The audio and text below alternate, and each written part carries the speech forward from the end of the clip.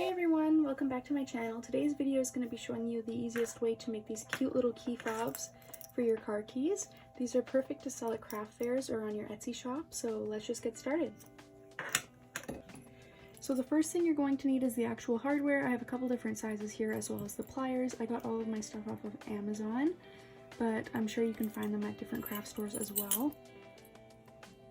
The next thing you're going to need is whatever fabric you choose. These three are all just from the Michaels Summer line. I love them. They're so cute. I'm going to be using the Wildflower one for today's video. And then the last thing you're going to need besides your sewing machine and thread is just this heat and bond fusible interfacing.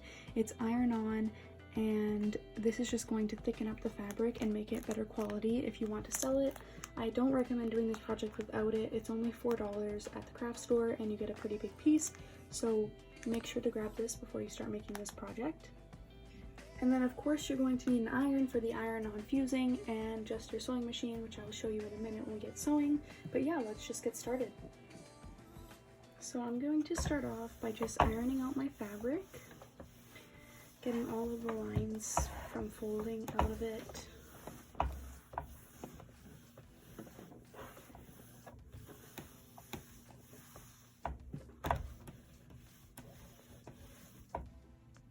And then I'm just going to be grabbing a ruler. This one's kind of messy, but it still works.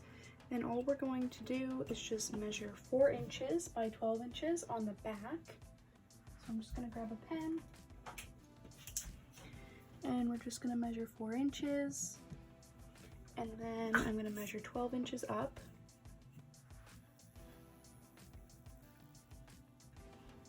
Like so.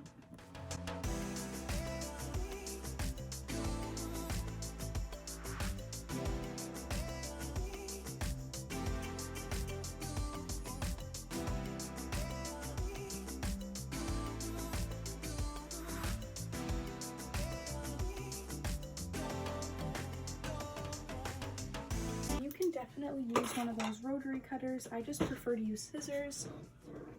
My favorite scissors are the Michaels Craft Smart. These are $1.50 at Michaels and they have a little bent angle to them, which makes them perfect for sewing. So I'm just going to be cutting on that line.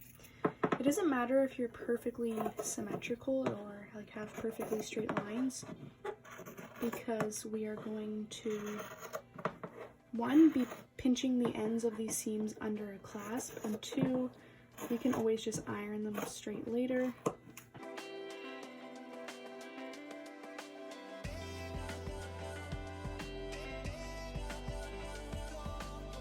And if you want to do this in bulk, I recommend just doing that over and over, and make sure you do all your cuts first, because then you don't have to worry about keep flipping through the iron.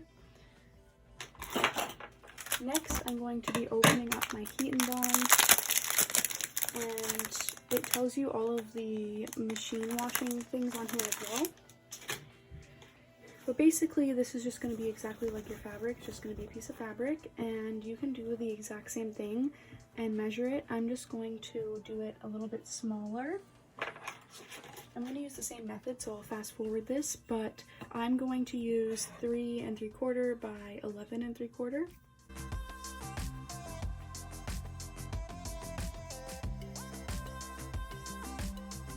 Okay, so now we are just going to bring our ironing board back up, which is so 90s.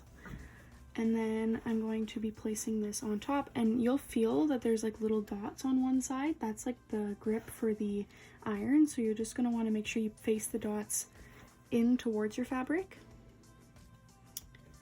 And place it on. So as you can see, it's like pretty snug cut. And I cover this with another piece of fabric just to make sure that I don't melt my iron, even though my iron does have a protector plastic on it. It's just always good to make sure that you don't melt anything when you are using any of these adhesives.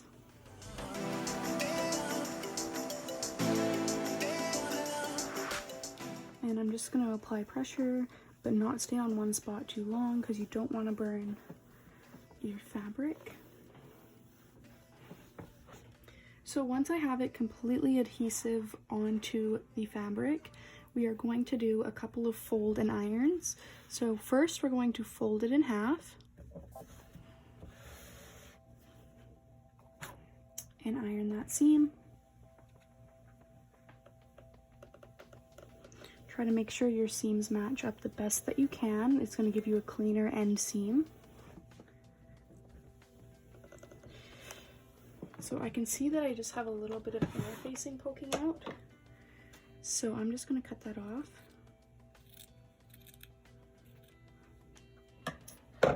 Next, we are going to open this back up and we're going to fold in to that middle seam on both sides. I just find it easier to do one side at a time.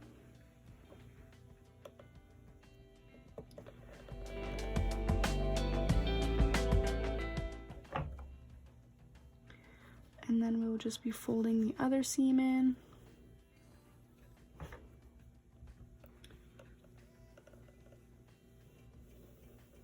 Try not to overlap them the best that you can because we will be folding one more seam and you don't want to have overlapping here.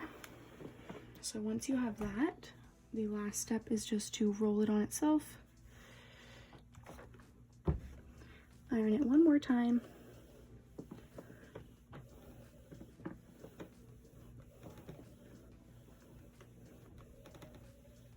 and there you have it. Here is your base. All we have to do is sew it and then clamp it and we're good to go. So let me just switch my setup here and put my sewing machine in and I'll be right back. So since my fabric is predominantly white, I'm going to be using white thread, and I'm just going to start at the top edge, which I'm not sure if you can see this, but basically I made a sewing for beginners video, which is already on my channel, so this is basically just going to be kind of repetitive of that, how to use this.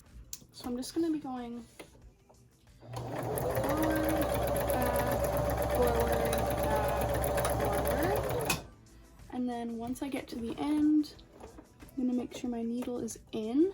I'm going to lift the foot up, spin it, and we're just going to keep going.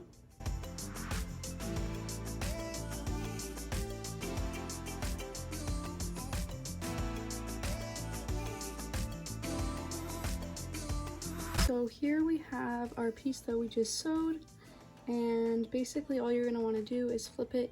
You can choose whether you want like the fine stitch side or like the consistent line side. I like the stitch side better.